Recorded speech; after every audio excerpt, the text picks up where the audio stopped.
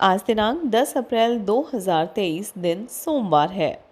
नमस्कार, मैं शिक्षा मिश्रा स्वागत करती हूँ आप सभी का मध्य प्रदेश के नंबर 1 चैनल सुप्रभात न्यूज एमपी में।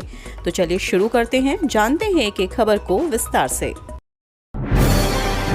7 मंजिला प्रस्तावित महाधिवक्ता कार्यालय का मुख्यमंत्री ने किया भूमि पूजन। मुख्यमंत्री शिवराज सिंह चौहान ने आज जबलपुर पहुंचे हैं। वे डुमना हवाई अड्डे पहुंचे, जहां भाजपा के पदाधिकारियों और जनप्रतिनिधियों ने उनका पुष्प गुच्छ देकर स्वागत किया। इसके बाद वे हाईकोर्ट गेट नंबर 5 के सामने प्रस्तावित 7 मंजिला महाधिवक्ता कार्यालय का भूमि पूजन किए। बृहद आयोजन के दौरान उन्होंने कन्या पूजन भी किया। इस दौरान सुप्रीम कोर्ट के न्यायमूर्ति जितेंद्र कुमार माहेश्वरी विशिष्ट अतिथि के रूप में उपस्थित रहे। कार्यक्रम की अध्यक्षता मध्य प्रदेश हाईकोर्ट के मुख्य न्यायाधीश रवि मलिमठ कर रहे हैं। आरटीई के दूसरे चरण के लिए ऑनलाइन आवेदन अब 12 अप्रैल से। शिक्षक अधिकार अधिनियम के अंतर्गत सैकड़ों विद्यार्थियों को पहले चरण में स्कूल आवंटित नहीं हुए हैं। इसको ध्यान में रखते हुए राज्य शिक्षा केंद्र ने आरटीई का दूसरा चरण 12 अप्रैल से रखा है, जिसमें ऑनलाइन आवेदन मांगे हैं। दूसरे चरण में हर कोई आवेदन कर सकेगा। अधिकारियों ने स्पष्ट किया कि जिन विद्यार्थियों ने पहले चरण में आवेदन किया था लेकिन स्कूल आवंटित नहीं हो पाया, वे भी दोबारा प्रक्रिया में हिस्सा ले सकेंगे। इंदौर से शुरू हुई ये स्पेशल ट्रेन मई में एमपी को मिलेगी एक और वंदे भारत। मध्य प्रदेश के रेल यात्रियों के लिए खुशखबरी है। इंदौर से पटना के लिए समर स्पेशल सुपरफास्ट ट्रेन शुरू हो गई है। वहीं 16 मई से तीर्थ यात्रियों के लिए भारत गौरव पर्यटक ट्रेन चलाई जाएगी, जो इंदौर, भोपाल, उज्जैन आदि रेलवे स्टेशन से होकर जाएगी। इसके अलावा अप्रैल से जून तक संचालित रेल मंडल से होकर गुजरने वाले अहमदाबाद पटना अहमदाबाद स्पेशल ट्रेन के फेरों में संशोधन किया गया है। मई में मध्य प्रदेश को एक और वंदे भारत ट्रेन की सौगात मिलने वाली है। खबर है कि रानी कमलापति रेलवे स्टेशन से नई दिल्ली के बाद अब जबलपुर से इंदौर के बीच दूसरी वंदे भारत ट्रेन चलाने की तैयारी शुरू हो गई है। सरकार की बड़ी तैयारी, केंद्र सरकार से जल्द मिलेगा बड़ा तोहफा। प्रदेश को केंद्र सरकार जल्द बड़ा तोहफा दे सकती है। दरअसल एक जिला एक उत्पाद के तहत 100 से अधिक क्लस्टर तैयार किए जाएंगे, जिनमें केंद्र सरकार की ओर से 13 क्लस्टर्स को स्वीकृति दी जा चुकी है। जल्द 11 अन्य क्लस्टर्स को स्वीकृति दी जा सकती है। मध्य प्रदेश सरकार द्वारा अपने स्तर पर 71 क्लस्टर्स की कार्य योजना तैयार की जा रही है। वहीं अन्य प्रकार योजना जल्द तैयार की जा सकती है। वहीं सरकार ने अनुमान जताया है कि इन क्लस्टर्स में 2 लाख से अधिक लोगों को रोजगार मिल सकता है। उम्मीदवारों के लिए बड़ी खबर, 2000 से अधिक पदों पर होगी भर्ती। उम्मीदवारों के लिए महत्वपूर्ण सूचना है। सरकारी नौकरी की तैयारी कर रहे युवाओं को इससे लाभ मिल सकता है। मध्य प्रदेश कर्मचारी चयन मंडल द्वारा ग्रुप 1 और ग्रुप 2 के 1978 पदों पर भर्ती निकाली गई है। इसके लिए 17 अप्रैल से आवेदन की प्रक्रिया शुरू होगी। वहीं आवेदन करने की अंतिम तिथि 1 मई रखी गई है। इन पदों पर भर्ती के लिए आयु सीमा की बात करें तो उम्मीदवारों की न्यूनतम आयु 18 वर्ष से अधिकतम 40 वर्ष होनी चाहिए। आरक्षित वर्ग के उम्मीदवारों को आयु सीमा में नियम अनुसार छूट दी गई है। राजधानी के सेंट्रल लाइब्रेरी में युवा विभिन्न प्रतियोगी परीक्षाओं की तैयारी में जुटे हैं। सरकारी नौकरी के लिए विभिन्न प्रतियोगी परीक्षाओं की तैयारियों से लेकर विदेश में उच्च शिक्षा का सपना लेकर पढ़ाई में जुटे युवा अपने सपनों को पूरा करने के लिए लाइब्रेरी में कई घंटे बैठकर किताबों में सर गड़ा रहे हैं। पहले किसी दोस्त के रूम पर बैठकर पढ़ाई करने के बजाय अब विद्यार्थी साथ में पढ़ाई के लिए कम्युनिटी स्टडी स्पेस के रूप में लाइब्रेरियों को चुन रहे हैं। शहर की 2 प्रमुख सरकारी लाइब्रेरियां तो भरी ही रहती हैं। शहर में सैकड़ों की संख्या में निजी लाइब्रेरियां खुल गई हैं। राजधानी के लाइब्रेरीज में कई सुविधाएं उपलब्ध कराई जा रही हैं। वन विभाग के सामने संरक्षण में हैं चुनौतियां, जंगलों में क्षमता से अधिक हुए बाघ। मध्य प्रदेश के संरक्षित टाइगर रिजर्व, नेशनल पार्क, अभयारण्यों क्षेत्रों में क्षमता से अधिक बाघ हो गए हैं, जो वन विभाग के सामने बड़ी चुनौती है। खासकर टाइगर रिजर्व में क्षमता से 152 गुना तक बाघ हैं। बाघ संघर्ष एवं रिहायशी इलाकों में बाघों को निकालने से रोकने के लिए व्यवस्थित नए कॉरिडोर बनाने की ज़रूरत इसीलिए महसूस की जा रही है। मध्य प्रदेश के स्कूलों में विदेशी भाषाओं की भी पढ़ाई कर सकेंगे विद्यार्थी। प्रदेश के विद्यालयों में कक्षा 9वीं से 12वीं तक के विद्यार्थी अब फ्रेंच, जर्मन, स्पेनिश, रशियन जैसी विदेशी भाषा पढ़ सकेंगे। इसकी शुरुआत आगामी शिक्षा सत्र से होगी।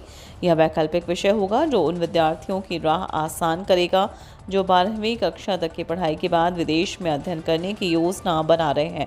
इतना ही नहीं, नए पाठ्यक्रम में तेलुगु, कन्नड़, मलयालम जैसी देश के अंदर बोली जाने वाली भाषाओं को भी शामिल किया है। वहीं इस बार मध्य प्रदेश बोर्ड में 10वीं में विद्यार्थियों को गणित की पढ़ाई 2 पैटर्न में करने का अवसर दिया जाएगा। ये सभी बदलाव नई राष्ट्रीय शिक्षा नीति के तहत किए जा रहे हैं। मंडला जबलपुर मार्ग का काम फिर होगा शुरू। 54 करोड़ रुपए से होगा सुधार और निर्माण। मंडला जबलपुर हाईवे का काम अब MPRDC कराएगी।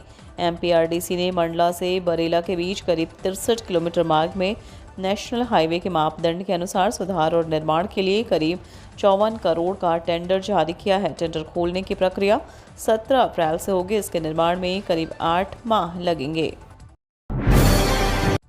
पोस्ट ऑफिस की खास स्कीम में टैक्स सेविंग FD से ज़्यादा ब्याज सरकार दे रही 7.70% का रिटर्न। अगर आप 5 साल के लिए अपनी जमा पूंजी को निवेश करना चाहते हैं तो आपके लिए टैक्स सेविंग फिक्स डिपॉजिट एक अच्छा विकल्प है। लेकिन अगर आपकी उम्र 60 साल से कम है तो आप पोस्ट ऑफिस के नेशनल सेविंग सर्टिफिकेट स्कीम को भी चुन सकते हैं। एक और जहां अधिकतर बैंक टैक्स सेविंग FD पर अधिकतम 7.60% का ब्याज दे रहे हैं, वहीं पोस्ट ऑफिस के इस स्कीम के तहत आपको 7.70% का ब्याज मिल रहा है। मंडी में सोयाबीन में आए ज़बरदस्त गिरावट, मूंग में आया उछाल। इंदौर में मंडी भाव की बात करें तो अनाज और सब्जियों के दाम में लगातार बदलाव आ रहा है। सोयाबीन के दाम में बीते दिनों मुकाबले गिरावट दर्ज की गई है। डॉलर चना के भाव भी पिछले दिन के मुकाबले बढ़ गए हैं। देसी चना के भाव में भी बढ़त आ गई है। मसूर के दाम MR गिरावट नजर आई है। रिंकू ने आखिरी ओवर में 5 छक्के लगाकर दिलाई कोलकाता को जीत। राशिद खान की हैट्रिक बेकार। IPL 2023 के 13वें मैच में कोलकाता नाइट राइडर्स ने गुजरात टाइटंस को 3 विकेट से हराकर रोमांचक जीत दर्ज की है। गुजरात ने टॉस जीतकर पहले बल्लेबाजी करते हुए कोलकाता के सामने 205 रन का लक्ष्य रखा। कोलकाता ने 7 विकेट खोकर लक्ष्य हासिल कर लिया। इस टूर्नामेंट में यह गुजरात की पहली हार है। कोलकाता नाइट राइडर्स ने गुजरात टाइटंस को 3 विकेट से हराकर मैच अपने नाम कर लिया। आखिरी ओवर में इस टीम को जीत के लिए 29 रन की ज़रूरत थी और रिंकू सिंह ने लगातार 5 छक्के लगाकर अपनी टीम को जीत दिला दी। उन्होंने 21 गेंद में 48 रन की शानदार पारी खेली। RBI ने इस बैंक का लाइसेंस किया रद्द, पैसों की निकासी और जमा पर रोक। RBI के द्वारा दिए गए निर्देशों का पालन करने बैंकों के लिए अनिवार्य होता है। ऐसी स्थिति में अगर कोई बैंक इन नियमों का उल्लंघन करता है तो उसके खिलाफ कार्यवाही की जाती है। भारी जुर्माने के साथ उस लंबे समय के लिए भी बंद किया जा सकता है। नियम के उल्लंघन की स्थिति में RBI ने एक और सहकारी बैंक पर ताला लगाने की तैयारी कर ली है। मीडिया रिपोर्ट्स के मुताबिक आज मध्य प्रदेश के गुना में गृह सहकारी बैंक का लाइसेंस रद्द कर दिया गया है। पैन आधार लिंकिंग की नई डेडलाइन, इस बार चूके तो देना होगा 10,000 का जुर्माना। पैन और आधार कार्ड लिंकिंग की नई डेडलाइन 30 जून 2023 है। आप इस डेडलाइन तक 1,000 रुपये के जुर्माने के साथ पैन आधार के लिंकिंग करा सकते हैं। वहीं इसके बाद ज़्यादा जुर्माना देना होगा। हाल ही में केंद्रीय वित्त मंत्री निर्मला सीतारमण ने भी बताया कि 30 जून के बाद लिंकिंग कराने पर ज़्यादा जुर्माना देना पड़ सकता है।